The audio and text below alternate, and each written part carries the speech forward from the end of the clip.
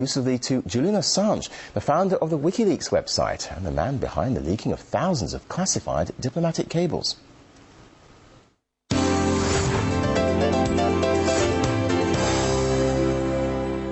Julian, thanks for talking to RT. Now, through the course of your work, it's reasonable to assume that you have some insight into how political decisions are being made. What do you make of the recent events in the Middle East and North Africa? Do you think that we're seeing genuine social unrest, or are we seeing some kind of orchestrated revolt? And if so, who do you think is behind all this? Well, there's genuine change in some parts of the Middle East. I mean, Egypt is a clear case.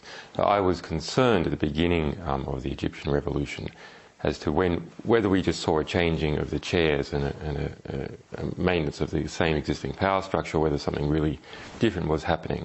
But after Mubarak fled Cairo, you saw mini revolutions occurring in every institution within Egypt, from Alexandria to Cairo.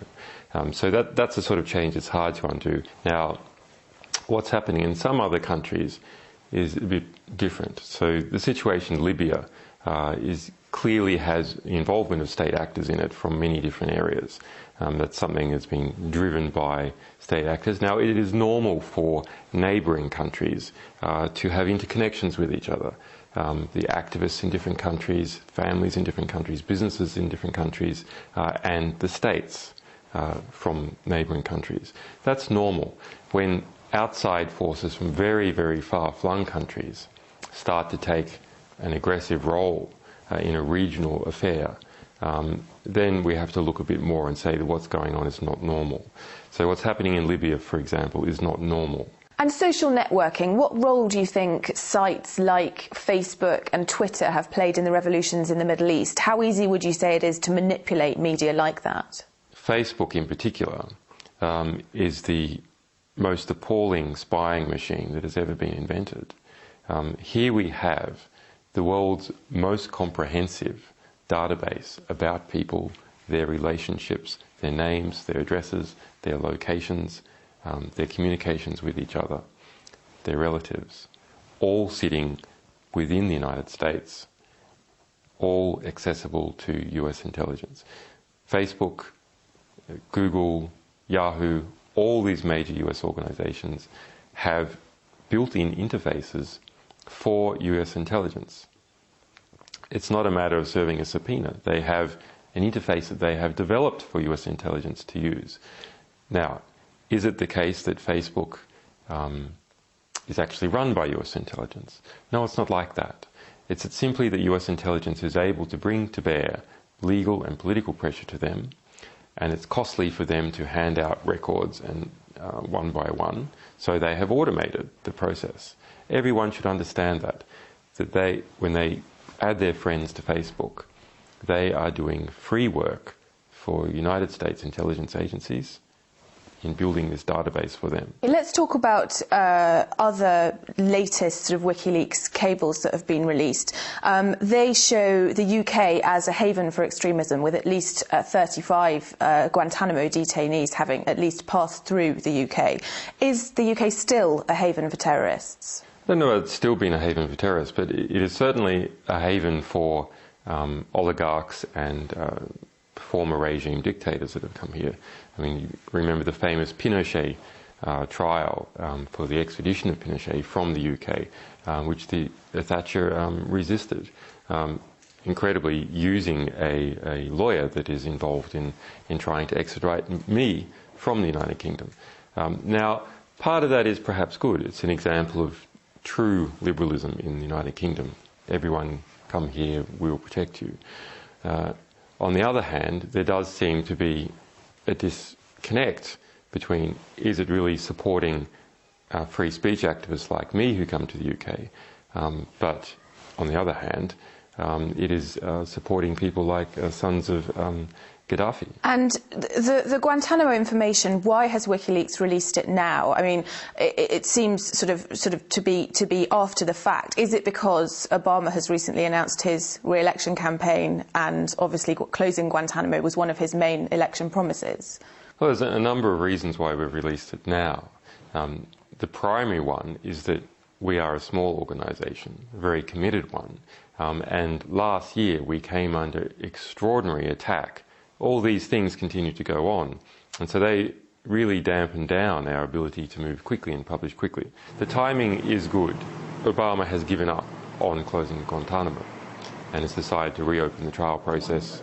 And we now have a situation where even the Obama administration says that 48 of these people still in Guantanamo are completely innocent and that they should be sent somewhere, and they're not being sent somewhere. So completely innocent people incarcerated for years and years and years, no trial and no hope of release. No country will agree to house them, including the United States, but the United States has made them its problem.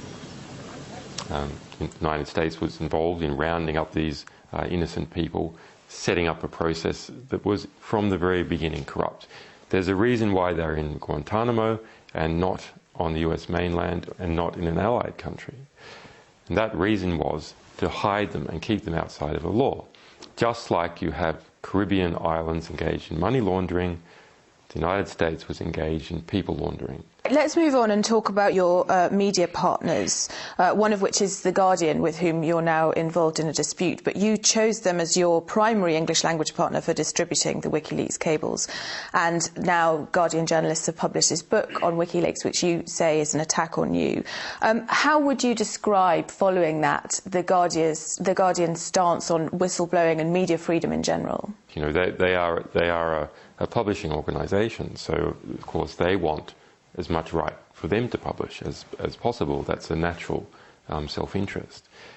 What they have done with this cable cooking, in this incredible redaction, over-redaction of cables, is they have pushed the right of the people to know at the very, very edge. And what they're concerned about is any possible attack on them. But we have seen this sort of abuse of the material that we have provided several times. And the Guardian is the worst offender, but we saw it also by the New York Times. The New York Times redacted a 62-page cable down to 2 paragraphs. And this is completely against the agreement that we originally set up with them on November the 1st last year. That agreement was that the only redactions that should take place are to protect people's lives. There should be no other redaction, not to protect reputation, not to protect the Guardian's profits, but only to protect lives. What happens in the West is that there is no border between state interest and commercial interest. The edges of the state, as a result of privatisation, are fuzzed and blurred out into the edges of companies. And so when you look at how The Guardian behaves or how the New York Times behaves, it is part of that mesh of corporate and state interests, seamlessly blurring into each other. The Guardian's concerned predominantly about being criticised by these powerful interests, about lawsuits occurring against it, driven by oligarchs, driven by people powerful enough to push a court case forward. Let's talk a little bit about you and what you're going through at the moment. You are currently fighting extradition to Sweden. What are your fears should you be extradited there? The problem is in 2 parts. The United States is trying to get up an extradition case for me to the United States. Just today we see a new subpoena coming out of the secret grand jury that is operating in Alexandria, Virginia. It is trying to get up this espionage case against us.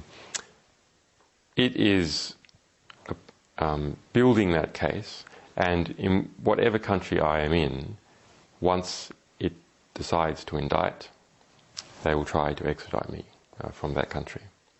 And possibly not just me, possibly our other staff. The other problem with the Swedish extradition is that the process itself has been corrupted. So it was corrupted from the very beginning, and we've seen corruption in the Swedish media, we've seen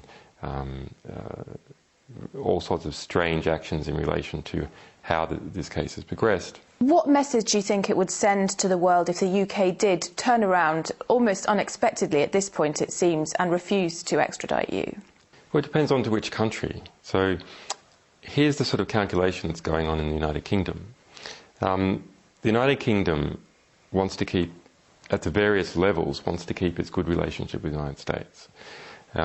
So if the UK was to reject the US extradition order, that would pose terrible problems for it. Similarly, if it was to reject the Swedish extradition order, that would pose problems for it, because it would look like it was seeking to harbour me. And this is the sort of difficult situation that Afghanistan faced, where it appeared that it was harbouring bin Laden, and as a result there was an aggressive response. So any country which appears to be harbouring us, as the United States is trying to conduct its aggressive response, faces political pressures. If the United Kingdom does attempt to extradite me to the United States, then it faces a difficult position politically, which is the bulk of the people in the United Kingdom support us. And finally, Julian, who do you consider to be your number one enemy? Well, our number one enemy is ignorance. And I believe that is the number one enemy of everyone, is not understanding what is actually going on in the world. It's only when you start to understand that you can make effective decisions and effective plans. Now, the question is, who is promoting ignorance? Well, those organisations that try to keep things secret, and those organisations which distort true information to make it false or misrepresentative. In this latter category, it is bad media. It really is my opinion that the media in general are so bad, we would have to question whether the world wouldn't be better off without them altogether. They're so distortive to how the world actually is, that the result is we see wars and we see corrupt governments continue on. One of the hopeful things that I've discovered is that nearly every war that has started in the past 50 years has been a result of media lies. The media could have stopped it if they had searched deep enough. If they hadn't reprinted government propaganda, they could have stopped it. But what does that mean? Well, that means basically populations don't like wars. And populations have to be fooled into wars. Populations don't willingly and with open eyes go into a war. So if we have a good media environment, then we'll also have a peaceful environment. Julian Assange, thank you very much.